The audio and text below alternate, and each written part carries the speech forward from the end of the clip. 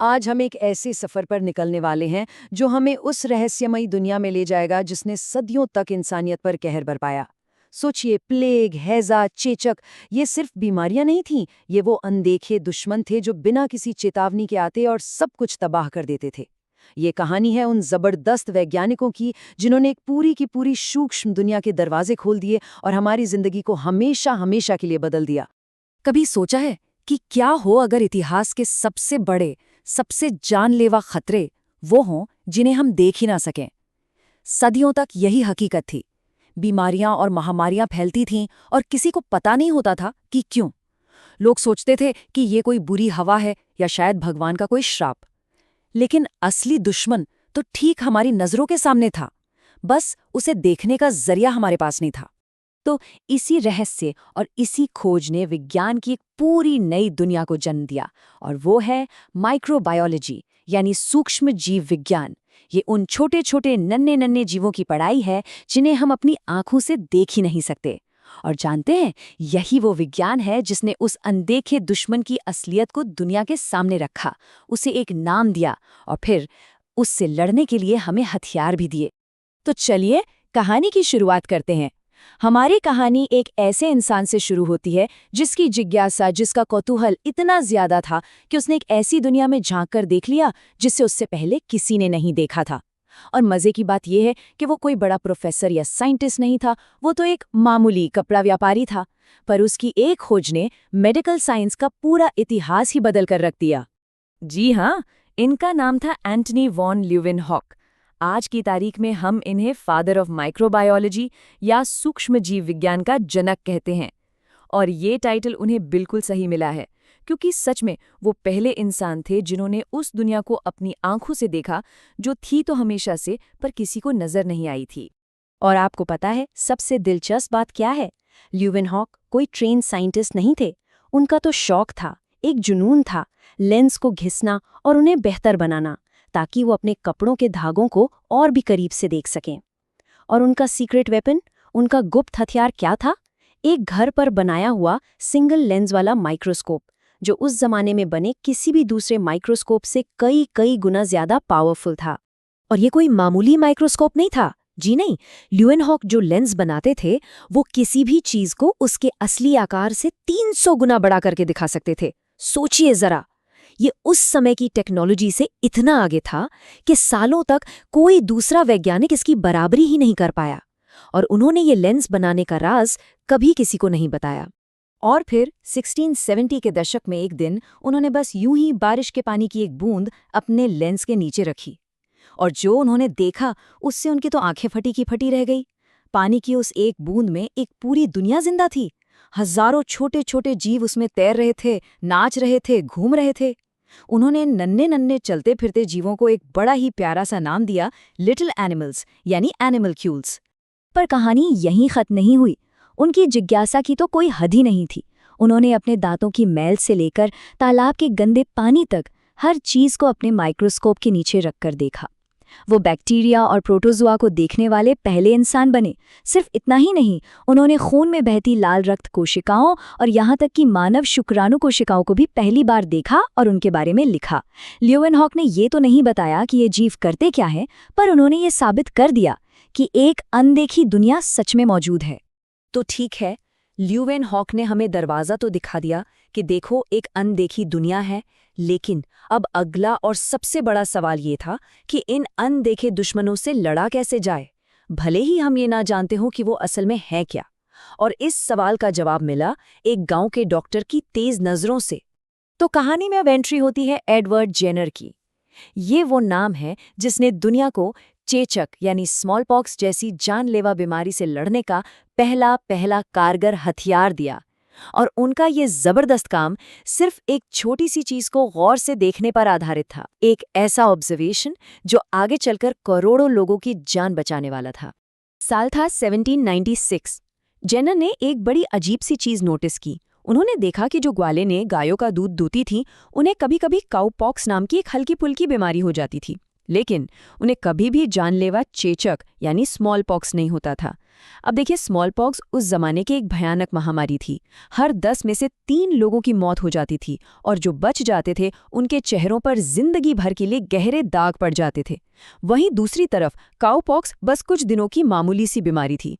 और बस यहीं उनके दिमाग की बत्ती जली। उन्होंने सोचा, क्या ऐसा हो सकता है कि एक हल्की बीमारी का इन्फेक्शन शरीर को एक जानलेवा बीमारी से लड़ने के लिए तैयार कर दे? उन्होंने एक बहुत ही हिम्मत वाला कदम उठाया। एक ग्वालिन के काउ पॉक्स के छाले से थोड़ा सा पस लिया और उसे जेम्स फिप्स नाम के एक 8 साल के लड़के के हाथ पर लगा दिया। लड़के को थोड़ा बुखार आया, पर वो कुछ ही दिनों में ठीक हो गया। फिर कुछ हफ्तों बाद जेनर ने वो किया जिसे सुनकर आज भी रोंगटे खड़े हो जाते हैं। उन्होंने जानबूझकर उस लड़के को स्मॉल पॉक्स के वायरस का इन्फेक्शन दिया। नतीजा, लड़के को कुछ भी नहीं हुआ। वो पूरी तरह से सुरक्षित था। और बस यहीं से दुनिया की पहली वैक्सीन का जन्म हुआ। तो देखिए, जेनर ने हमें एक हथियार तो दे दिया, लेकिन दुश्मन की असली पहचान अब भी एक राज थी। ल्यूएनहॉक के वो एनिमल क्यूल्स और बीमारियों के बीच आखिर रिश्ता क्या है, ये अभी भी एक बहुत बड़ी पहेली थी। तो अब हम कहानी के उस दौर में चलते हैं जहां इस रिश्ते को आखिरकार साबित किया गया। और ये एक ऐसी क्रांति थी जिसने मेडिकल साइंस की नींव ही हिलाकर रख दी। और इस क्रांति के महानायक थे लुई पास्चर। इन्हें आधुनिक सूक्ष्म जीव विज्ञान का जनक भी कहा जाता है। पास्चर एक फ्रांसीसी केमिस्ट थे, लेकिन उनकी खोजों का दायरा इतना बड़ा है कि आज भी हमारी रोज की जिंदगी में उनका असर दिखता है, सुबह के दूध से लेकर बीमारियों की दवाइयों तक। पास्चर के काम ने तो जैसे हर चीज बदल दी। उन्होंने शराब बनाने वालों की मदद करते हुए ये साबित किया कि फर्मेंटेशन यानी खमीर उठने की प्रक्रिया यीस्ट जैसे छोटे छोटे जीवों की वजह से होती है। और यहीं से उन्हें समझ आया कि अगर कुछ जीव शराब को अच्छा बना सकते हैं तो कुछ दूसरे जीव उसे खराब भी कर सकते हैं। बस इसी सोच से पैस्चराइजेशन का आविष्कार हुआ, जिसमें दूध जैसी चीजों को गर्म करके खराब करने वाले बैक्टीरिया को मार दिया जाता है। और मेडिकल साइंस में तो उन्होंने क्रांति ही ला दी। रेबीज और एंथ्रैक्स जैसी भयानक बीमारियों के टीके बनाए, और सबसे बढ़कर यह साबित किया कि बीमारियों का असली कारण यही रोगाणु हैं। उनके सारे कामों में से जो सबसे बड़ा, सबसे जरूरी योगदान था, वो था जर्म थ्योरी ऑफ डिजीज, यानी रोग का रोगाणु सिद्धांत। यह सिद्धांत सीधी सीधी एक बात कहता है कि ज्यादातर संक्रामक बीमारियां सूक्ष्म जीवों यानी जर्म्स की वजह से होती हैं। उस जमाने में यह सोचना भी बहुत बड़ी बात थी, क्योंकि तब लोग खराब हवा या शरीर के अंदर किसी गड़बड़ी को बीमारियों का कारण मानते थे। पास्चर ने साबित किया कि नहीं, दुश्मन बाहर है, वो अदृश्य है, पर उसे पहचाना जा सकता है। तो चलिए एक बार पीछे मुड़कर देखते हैं कि हम कहाँ तक पहुंचे हैं। 1670 के दशक में ल्यूवेनहॉक ने हमें एक अनदेखी दुनिया दिखाई।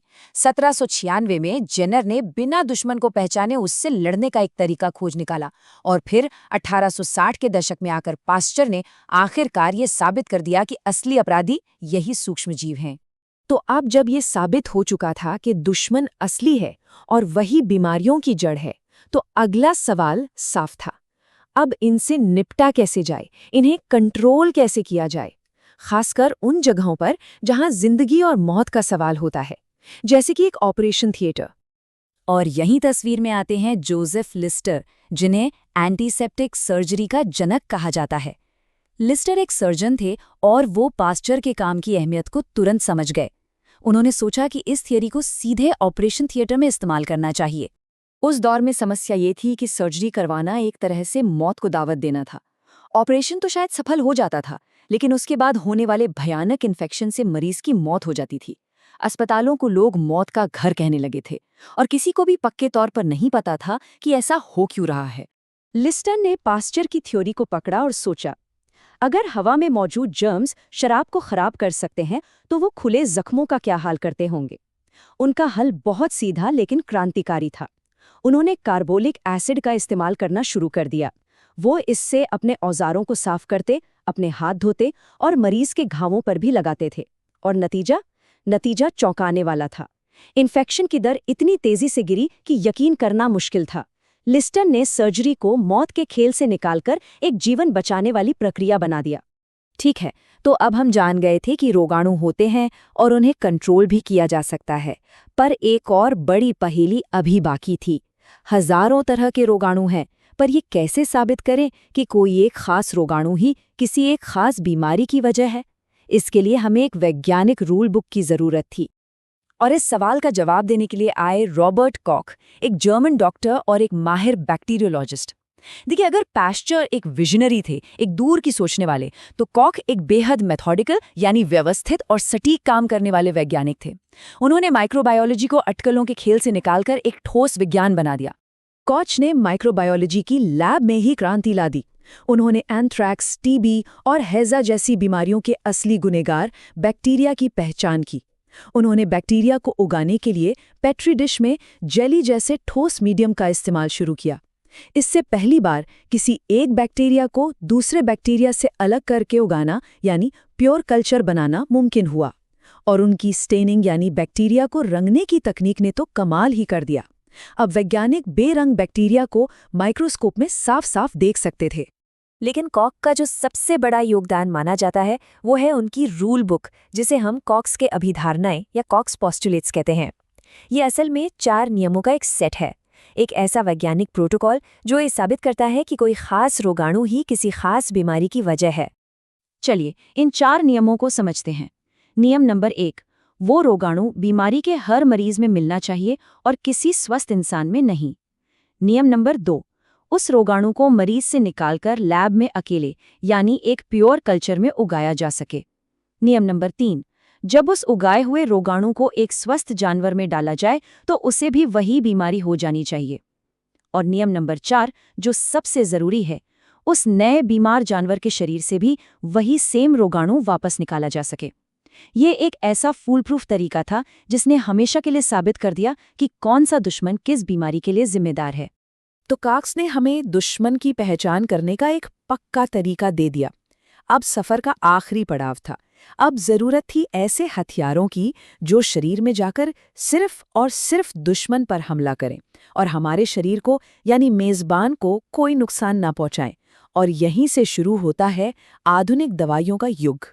और इस सपने को साकार करने के लिए मैदान में उतरे पॉल अर्लिच, जिन्हें कीमोथेरेपी का जनक कहा जाता है। अर्लिच का एक ही सपना था, एक जादुई गोली यानी मैजिक बुलेट बनाने का। एक ऐसी गोली जो शरीर में जाए, दुश्मन रोगाणु को ढूंढे, उसे खत्म करे और शरीर की अपनी कोशिकाओं को छुए भी नहीं। कीमोथेरेपी का कॉन्सेप्ट ही यही है, एक ऐसा केमिकल बनाना जो मेजबान को कोई नुकसान पहुंचाए बिना सिर्फ एक खास रोगाणु या बीमार सेल को ही निशाना बनाकर उसे खत्म कर दे। ये विचार उस जमाने के हिसाब से बहुत ही क्रांतिकारी था। अर्लिच ने सैकड़ों केमिकल्स पर प्रयोग किए और आखिरकार 1910 में उन्होंने सिफिलिस के इलाज के लिए साल्वर्सन नाम की दवा खोज निकाली। ये दुनिया की पहली कामयाब जादुई गोली थी। तो आप देखिए कि सोच कितनी बदल चुकी थी।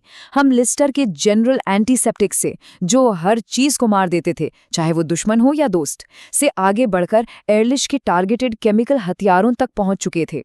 ये हथियार एक स्नाइपर की तरह सिर्फ दुश्मन को निशाना बनाते थे। ये बीमारियों से लड़ाई में एक बिल्कुल नया और ताकतवर अध्याय था, जिसने आगे चढ़कर एंटीबायोटिक्स और आधुनिक दवाइयों का रास्ता खोला। तो ये था हमारा सफर, ल्यूवेनहॉक की उस पहली हैरान कर देने वाली खोज से लेकर एर्लिच की जादुई गोली तक। इन माइक्रोब हंटर्स यानी रोगाणु शिकारियों की जिज्ञासा, उनकी लगन और उनकी प्रतिभा ने इंसानियत की सेहत का इतिहास ही बदल दिया। उनकी मेहनत का फल हम आज भी हर रोज हर पल महसूस करते हैं। जब हम पैकेट का दूध पीते हैं तो वो पास्टर की देन है।